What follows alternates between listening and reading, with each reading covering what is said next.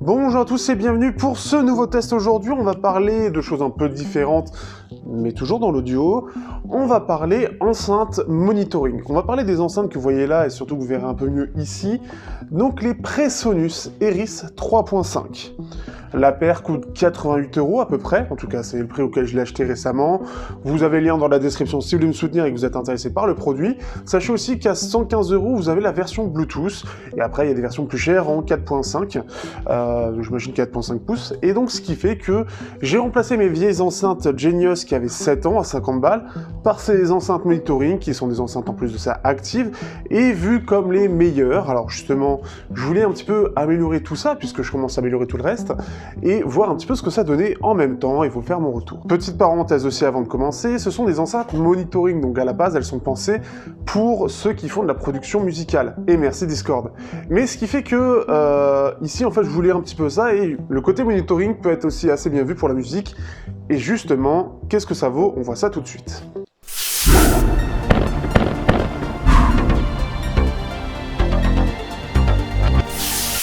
Au niveau du design, ces enceintes sont assez sobres pour le coup. On a une couleur unie noire, donc rien d'incroyable par rapport à mes Genius que vous allez voir dans certains plans. Là où il y avait du bois, ici, ça reste beaucoup plus basique. Donc forcément, ceux qui sont à la recherche de design, c'est pas vers les Presonus qu'il faudra se tourner. Elles sont vraiment tournées sur l'essentiel et faire son travail correctement sur le reste. On a surtout un driver en Kevlar qui est un petit peu bleuté, donc ça donne ce petit côté un petit peu plus coloré, mais ça reste très discret. On a le deuxième driver au-dessus avec sa grille, et alors ce qui est intéressant et qui n'est pas forcément le cas pour tous, c'est qu'on a droit donc à la gestion du volume, ça encore rien d'incroyable, mais surtout on a une entrée pour du jack 3.5, donc pour mettre une source de façon pratique, un téléphone ou une chose comme ça. On a une sortie pour le téléphone, donc si vous avez vos enceintes qui sont branchées, mais par exemple la prise jack est déjà prise justement sur le PC ou quoi que ce soit, eh bien vous pouvez utiliser directement les enceintes qui ont un ampli intégré pour pouvoir justement les utiliser. Et on a un bouton on-off, ce qui est plutôt bien puisqu'on a une LED. Moi je suis dans un studio, la petite LED à la con, c'est un peu emmerdant, et pour éviter du bruit, les parasites qu'il peut y avoir dû aux divers amplis qui peuvent parfois faire un petit bruit de fond quand elles sont à l'arrêt, ici voilà, on peut les couper. Au dos, ce qui est bien, c'est qu'on a une connectique plutôt complète. On a du jack 6.3, hop, justement, je l'éteins comme ça, j'ai plus le bruit, du jack 6.35 pour ceux qui ont des câbles de ce type-là, du RCA, et donc après vous avez les deux câbles pour relier les deux enceintes entre elles. Ce qui est bien, c'est que vous avez en plus de ça le câble double RCA vers jack. Donc elles sont vraiment pensées pour être connectées à un PC. J'avais peut-être un petit peu peur de ne pas avoir le câble, en tout cas ça a été présent, et surtout de ne pas avoir de câble qui soit compatible avec ce que j'ai. Donc j'avais commandé aussi un ampli FX Audio qui arrivera aussi en test du coup, avec du RCA et un câble RCA vers RCA. Mais ici, ce qui est bien, c'est que voilà, on a vers jack, donc vous pouvez le connecter directement à un PC, un téléphone, même si c'est un peu limite en termes de puissance, ou un ampli avec une entrée jack. Donc ce qui est plutôt cool, et ça permet déjà de l'utiliser très facilement, et Presonus a vraiment pensé à une utilisation qui va être la plus pratique possible. Le jack 3.5 étant extrêmement répandu, que ce soit au niveau des amplis ou au niveau tout simplement le brancher à un PC, ça simplifie beaucoup la vie. Donc clairement, chose très très positive. On a aussi, pour terminer un peu le côté design, ici ça va être l'ampli, en fait c'est à gauche, moi j'avais l'habitude à droite avec le Genius, et à droite on a la partie passive, donc l'autre haut-parleur où il n'y a rien dedans, juste les haut-parleurs. Il n'y a pas grand chose à dire, ce qui est bien c'est que le câble est hyper large, donc vous pouvez avoir quelque chose de très large. Moi j'ai un petit bureau, mais vous pouvez vraiment les espacer. Pour finir, vous avez des patins qui sont donnés, donc il faudra les mettre, des petits patins en caoutchouc qui vont permettre d'amortir un petit peu les basses et permettre d'avoir une bonne adhérence. Donc faut pas hésiter à regarder dans ce qui est donné, et vous avez vraiment les 4 patins qui sont proposés pour chaque haut-parleur. Et donc vous pouvez le voir, c'est vraiment très sobre au niveau de... ça s'intègre bien, mais ça reste assez discret en soi. Alors, j'en parlerai après au niveau du son, je sais pas exactement comment les mettre, mais attention, il faut pas les mettre apparemment trop près du mur, sinon vous risquez d'avoir une basse un peu sourde qui ressort, mais ça on risque de le voir justement dans la partie sonore et mon expérience de ce point de vue-là. Comme je l'ai dit, bon là je les ai pas, mais vous avez une version Bluetooth qui est disponible à 115 €, donc ce qui fait qu'en plus de ça, vous avez une petite fonction supplémentaire qui est sympathique. Je sais pas par contre comment c'est géré, et ça je vous conseille de regarder s'il y a des tests dessus.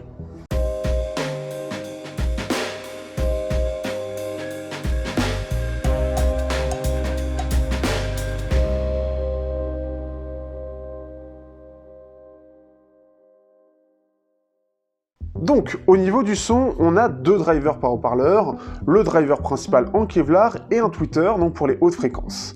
Donc ça, c'est une première bonne chose. Autre chose que j'ai pas dit dans le design, mais derrière, vous avez 2 petites molettes qui vont permettre de gérer le son et de mettre plus ou moins 6 décibels sur les basses et les aigus. C'est quelque chose qui est très bien, et d'ailleurs vous pouvez le remarquer sur les courbes de fréquence.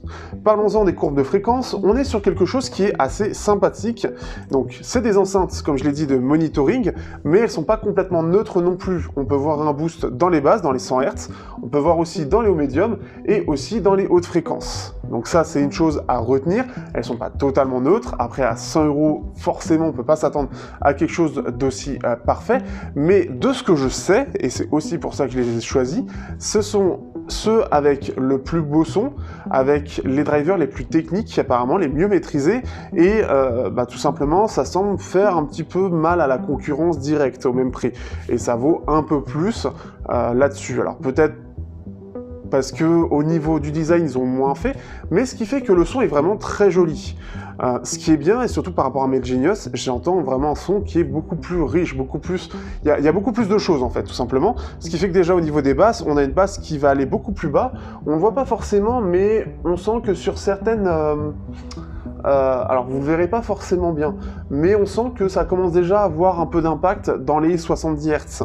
C'est pas parfait, hein, bien évidemment, il y a bien mieux, mais je trouve c'est déjà pas mal, surtout qu'elles sont annoncées performantes entre 100 et 20 000 Hz, en tout cas dans ces eaux-là. Au niveau des bas médiums, etc., c'est assez plat, mais surtout on a une remontée au niveau des médiums. Alors, certains pouvaient noter de la sibilance de ce que j'ai vu dans les tests. Moi, je l'ai pas ressenti spécifiquement, mais on a clairement des voix qui sont mises en avant, qui sont très claires et qui sont bien détaillées.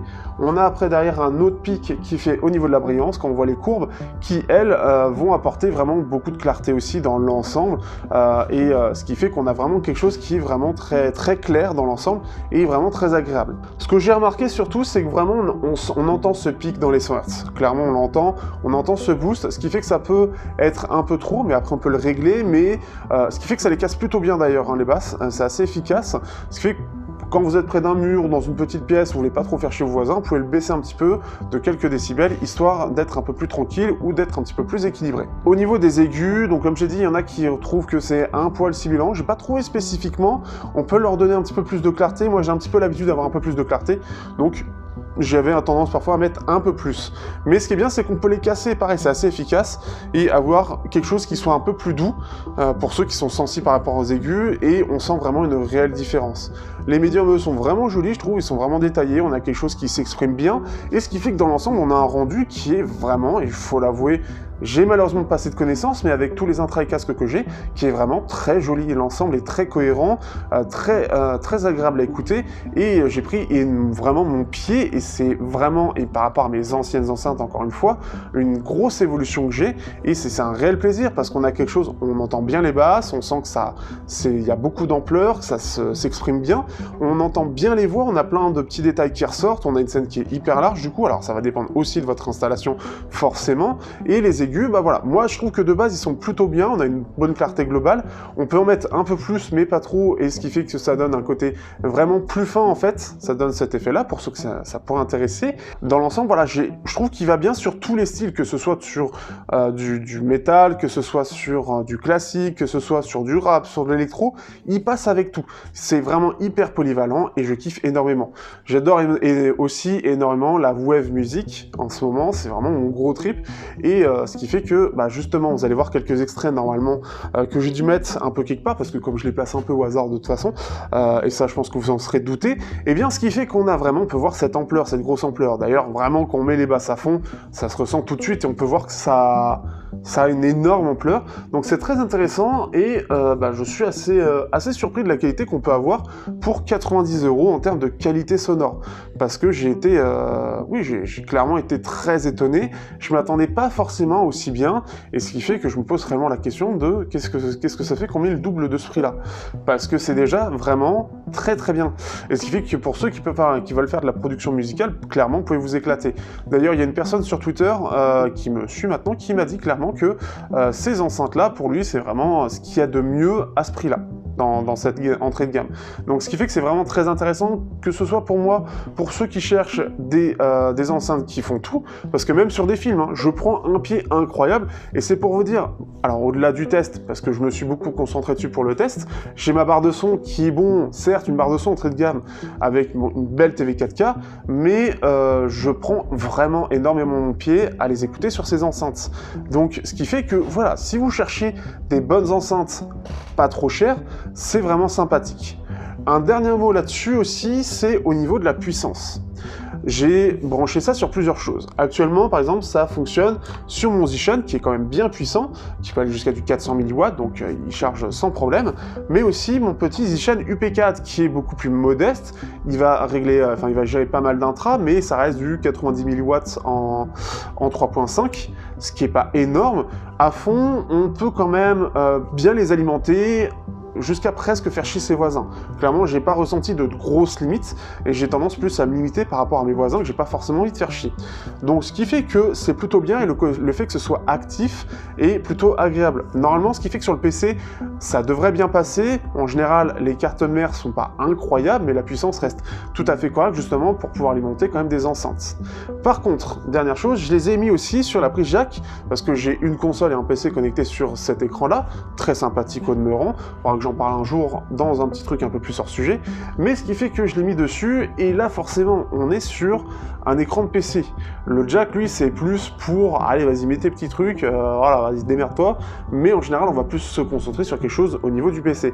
Donc là on sent clairement la limite, et quand je suis à fond dessus, bon bah c'est pas terrible, à part si vous mettez un ampli qui va faire jack vers jack et alimenté sur une prise ou en USB, bah c'est clairement pas fou. Donc ce qui fait que le côté actif est bien, mais ça reste limité. Il faut quand même quelque chose qui soit puissant déjà à la base pour les alimenter. Si c'est trop faible comme un jack de PC, ça va pas le faire. Un smartphone, c'est pas ouf non plus, et ce qui fait que bon, ça reste une très petite limite.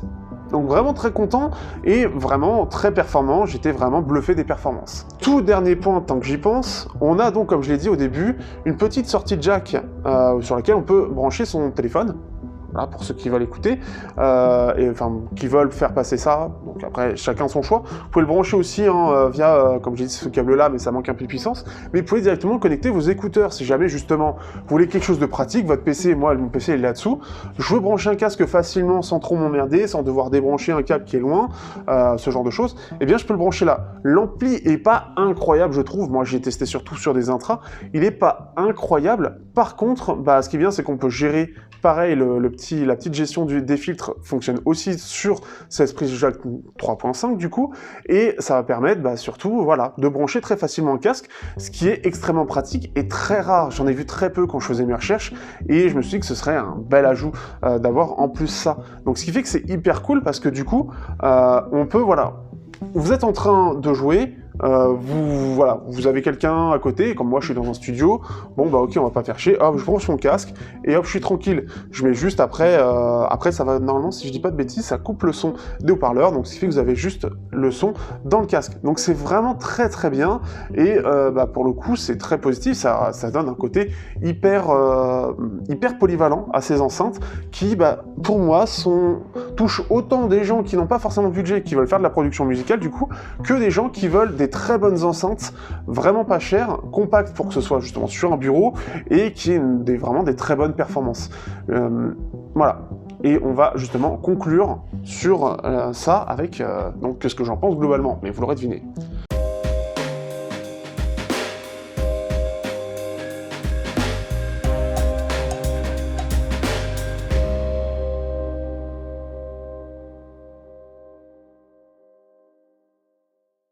Donc, bizarrement, qu'est-ce que je peux penser de ces enceintes, hein? C'est une bonne question, dis donc. Eh bien, je suis assez bluffé. Clairement, voilà, je me suis dit, bon, je vais essayer d'avoir un budget pas trop gros, et je remercie d'ailleurs parce que c'est grâce, entre autres, à tous ceux qui achètent la petite TV qui est juste là, 4K, et beaucoup achètent par là, ce qui me fait que ça me fait beaucoup de commissions, et donc ça m'a permis de financer une énorme majorité de ces enceintes. Et pour moins de 100 €, voilà, j'ai fait beaucoup de recherches, il y en a plusieurs qui ressortaient, mais moi je cherchais quelque chose qui soit assez assez complet, notamment au niveau des connexions, etc. Et qui soit vraiment la plus performante possible. Hein. Le but, c'est que forcément, j'ai le meilleur son, et c'est mon critère principal. La beauté de l'objet reste plus secondaire. Si la beauté de l'objet coûte 20 € de plus et que je les ai pas, bah tant pis. En gros, c'est ça. Et si je dois sacrifier la qualité sonore pour la beauté de l'objet, bah non. Du coup, non. Et ce qui fait que, bah voilà, j'étais avec des petites Genius qui sont très sympas d'ailleurs. Je sais pas si enfin, vous les reconnaîtrez peut-être, mais Genius c'est une bonne petite marque vraiment pas chère et a toujours été reconnue pour ses petites enceintes. Ce qui fait que c'est déjà c'était déjà vraiment sympathique, mais c'était des monodrivers sympathiques, mais un peu limités. Ça se sentait notamment au niveau des basses. Ici, j'ai senti une réelle évolution, une très très grosse évolution, et là où je trouvais sympa d'écouter de la musique sur l'autre, bah là, je prends mon pied. Pour vous dire, j'en profite pas mal. Tant que je peux ne pas écouter le casque et avoir ce plaisir d'écouter de la musique comme ça, je l'écoute comme ça. Et voilà, je me débride là-dessus, et ça donne réellement envie d'en savoir plus sur des enceintes qui seraient un peu plus chères, ou même de même gamme, mais en gros de même qualité, pour comparer les sons. Ce qui est bien, c'est surtout sa praticité, c'est-à-dire que déjà tout est inclus, on a un câble pour pouvoir le connecter facilement, qui a une bonne longueur, on a voilà, la gestion du volume, le power, qui est intégré, le fait que ce soit des enceintes actives, qui permet de faciliter l'amplification, qui permet de ne pas être trop bridé, pas de devoir forcément acheter un amplificateur à part. Moi je l'ai acheté aussi parce que bah, je me suis dit ce serait bien pour d'autres choses, et d'avoir un truc qui soit pas forcément un Shanling UP4 que je dois à chaque fois rebrancher, etc. Au moins c'est intégré, c'était aussi ça l'idée. Mais ce qui fait que voilà, vous le branchez sur un PC, vous aurez déjà un très bon son. Le côté actif fait que bah, c'est surtout eux qui vont faire le gros du travail sur la qualité sonore, donc c'est surtout la puissance qu'il faut lui donner, c'est surtout ça. Hein. Et bah voilà, j'ai vraiment été sacrément impressionné par la qualité de ces enceintes. Je savais que c'était les meilleures et que elles faisaient vraiment mal pour leur prix, mais je pensais pas forcément à ce point-là. Donc ce qui fait que c'est hyper positif, j'en suis extrêmement content, elles prennent pas trop de place en plus de ça, et ouais, c'est un vrai plaisir. Je pourrais bien évidemment m'arrêter là comme n'importe quel utilisateur, et ceux qui prennent ces enceintes-là, et qui veulent juste un bon son sans trop dépenser, vous serez vraiment très heureux de les avoir et pourrez vous arrêter à ça. Moi, j'aimerais bien en connaître plus pour savoir vraiment quelle va être la différence de qualité et pouvoir un peu développer cette partie-là de ma chaîne aussi. Mais vraiment, c'est pour moi un très bon achat, puisque du coup, j'ai pas de contact, et puis bon, bah, j'en ai jamais fait, donc c'est un peu compliqué de ça. Mais ouais, c'est clairement à recommander. Très clairement même, pour avoir entendu quelques cues acoustiques, quelques triangles et tout, alors certes c'est pas du tout les mêmes prix, etc., mais je trouve qu'elles se défendent bien et ça fait une bonne base pour clairement écouter la musique dans de très bonnes conditions pour ceux qui n'ont pas forcément de budget, mais qui veulent la meilleure qualité possible. À moins de 100 €, c'est vraiment un excellent achat. Encore une fois, ceux qui sont fans de smartphones et qui aiment bien écouter la musique via les plateformes de streaming, ou qui veulent voilà, simplement partager facilement via du Bluetooth, ce qui est tout à fait logique, vous avez les versions à 30 € de plus en version Bluetooth, et ce qui permet en plus de ça de ne pas être dépendant d'un câble pour le brancher à un téléphone et d'avoir ce côté hyper pratique. Donc c'est vraiment le truc hyper positif aussi, c'est qu'ils pensent vraiment à ces connectiques, à être assez complet tout en restant assez moderne, hein. C'est aussi ça aussi, hein, parce que le design est sobre mais fait assez moderne. Pour terminer un petit peu ce test, j'espère que vous aurez apprécié, ça change un peu, et bah voilà, je sais que certains l'attendaient, moi je suis content de partager ce test, donc on se dit à bientôt pour de prochains tests sur Technoid, et peut-être pourquoi pas d'autres enceintes monitoring, ou d'autres enceintes tout court. Allez, ciao.